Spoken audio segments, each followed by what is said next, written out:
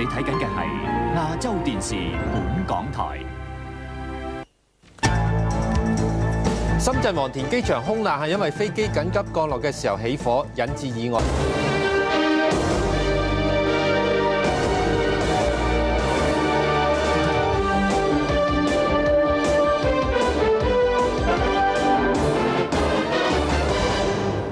新聞嘅詳細內容，造成35人死亡同埋35個人受傷嘅深圳黃田機場空難，南方航空公司證實墜毀嘅波音737型客機喺緊急降落嘅時候起火，而唔係機件發生爆炸。喺航機上唯一嘅香港乘客喺醫院敷藥之後已經出院。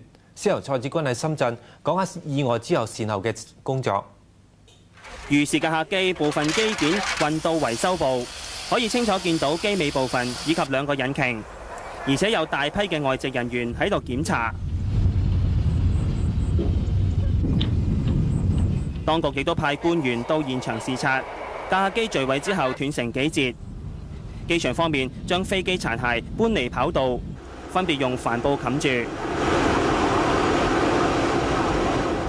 而出事嘅現場已經清理妥當。朝早，黃田機場其他多班客機如常接載乘客，以及喺機場升降。雖然深圳黃田機場尋晚發生墜機意外，但係機場方面好快就已經解封，同埋航空公司已經恢復返正常嘅服務。有旅客話，由於機場封閉咗個幾鐘頭，好多嘅乘客要喺候機室裡面滯留，機場內外亦都多咗保安人員戒備。是說在就是安檢地方檢查得比以往更仔細。旅客現在可能有近上千人了，在候機廳內廳已經坐滿了那個旅客。遇事嘅死傷者就送到附近4間醫院，醫院方面亦都明顯加派咗保安人員。有遇事嘅死傷者家屬更加四出打探親人嘅下落。黎先生話：鄉下喺貴州嘅太太，尋晚帶埋個9歲大嘅女，由重慶搭飛機落深圳。佢已經揾咗幾間醫院，但都冇結果。係啊，我而家都未揾到，都冇嗰個名字，都唔知點樣。我而家走去機場嗰度查一查，有冇嗰個名單咯。亞洲電視記者蔡志軍喺深圳報導。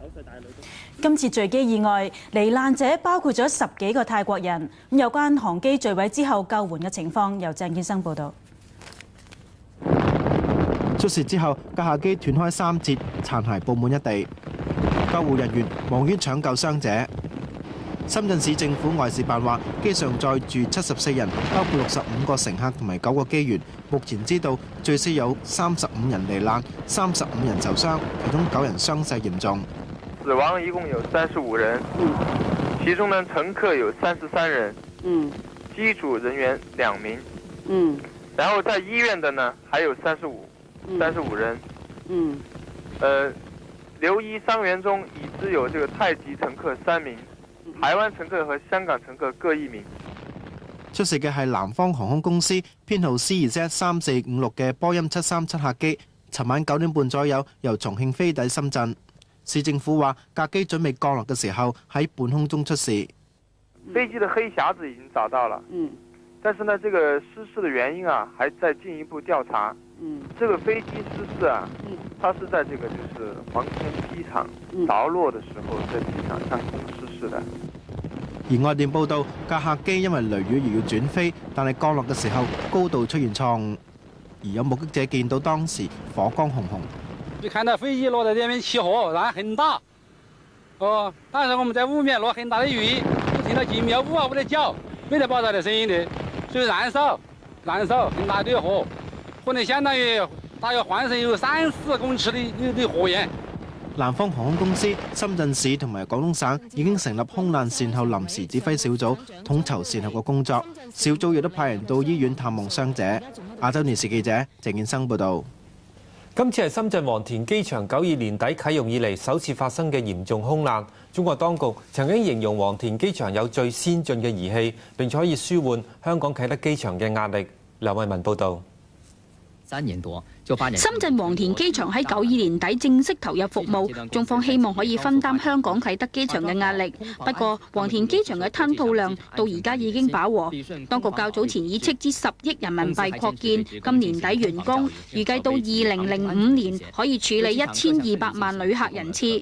中國喺過去10年發生至少15次空難，但由92年6月起，1年半內發生8次空難，而喺93年亦發生10次劫機事件，引起國際航空旅客協會嘅關注。喺92年2月發表評估報告，將中國列為全世界最危險嘅航空旅客區。唔到4個月，即係94年6月6號，就發生中國民航史上最嚴重嘅空難。一架西北航空公司客機喺西安發生爆炸墜毀，造成160人死亡，其中3個係香港人，9個係外國人。亞洲電視記者梁慧文報導。美國波音公司發表聲明慰問死難者家屬，並且話會全力協助中國調查失事嘅原因。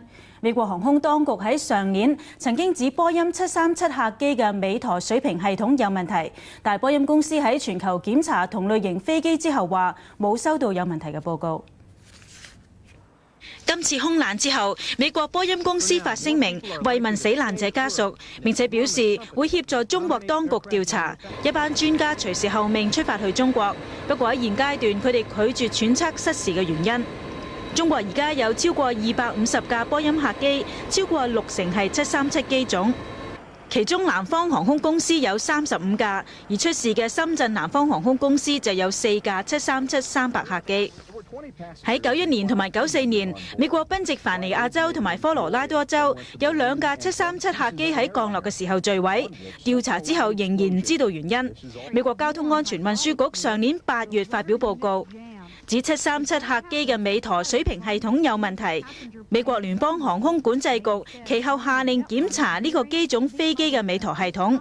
不過，美國波音公司就話，全球嘅航空公司上年完成檢查之後冇發現有問題。近年亦都有多宗波音737客機嘅空難意外。喺舊年4月，前美國商務部長布朗坐嘅軍用專機喺克羅地亞墜毀，當時嘅天氣惡劣。3456，機上載有旅客65人，機組人員9名。呢個民航中南局南方航空公司負責人立即趕到現場。深圳市嘅公安、消防、武警同醫護人員全力投入搶救工作。由於組織得嚟，搶救及時，機上大部分乘客同機組人員得以生還。飛機失事嘅原因同準確嘅傷亡人數，而家仲喺度調查緊。相應嘅善後處理事宜已經全面展開。至到記者發稿嘅時候為止，深圳機場已經恢復正常運作。廣東台記者黃俊、通訊員楊清、羅永明同深圳有線台。